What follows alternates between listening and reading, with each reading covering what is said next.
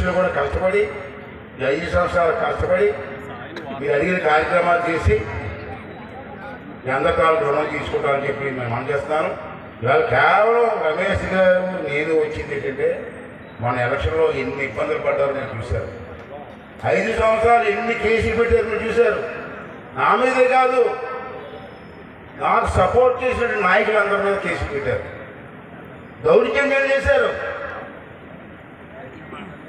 ఇంటికి వచ్చి గోడ దూకి మెడలో చేసి పోలీసు పెట్టించాడు.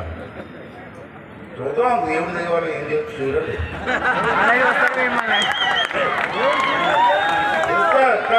ఇంకా చూస్తారు. ఏదేమైనా కక్ష సాధింపు కాదు మనకు కావాల్సింది. ఆడేది కొట్టేది మన కొట్టడం కాదు.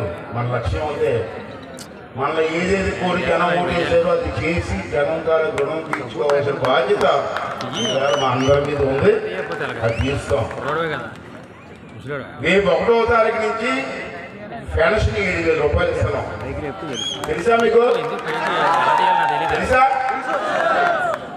పంచాయతీ ఇక్కడ ఉన్న మండల నాయకుల్ని గ్రామ నాయకుల్ని కోరి తిరిగితే మీరు ఇంట్లో సరే పెద్దలు ఇచ్చారు. నేను అసెంబ్లీలో మాట్లాడుతూ మీరు అది చూసుకుంటారు. నాకు మీరు ఇచ్చింది చంద్రబాబు నాయుడు గారు నాకు ఇచ్చింది పదవి కాదు, బాధ్యత. ఆ బాధ్యత భుజాలు వేసుకొని నేను పనిచేస్తాను. నష్టపోయిన ఈ రాష్ట్రాన్ని కాపాడుకుందాం.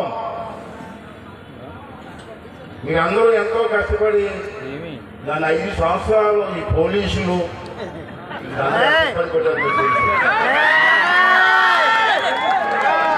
ఏ పోలీసులు అయితే గోడ దుడ్డులను అరెస్ట్ చేశారో అదే పోలీసులు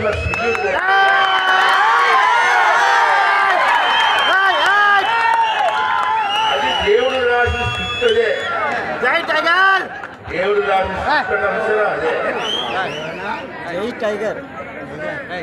అంటే మనం కూడా నేను మనం చేస్తాను. నా మీద చాలా బాధ్యత ఉంది. అసెంబ్లీని రన్ చేయాలి. 175 మంది ఎమ్మెల్యేని కంట్రోల్ చేసుకుంటూ నడిపించాలి. మరో పక్క నాకు జీవితాన్ని ఇచ్చిన మిమ్మల్ని అందరూ కాపాడుకోవాలి. ఇంత బాధ్యత నాకు ఉంది. అందుకే నేను మనం చేస్తాను. నాకు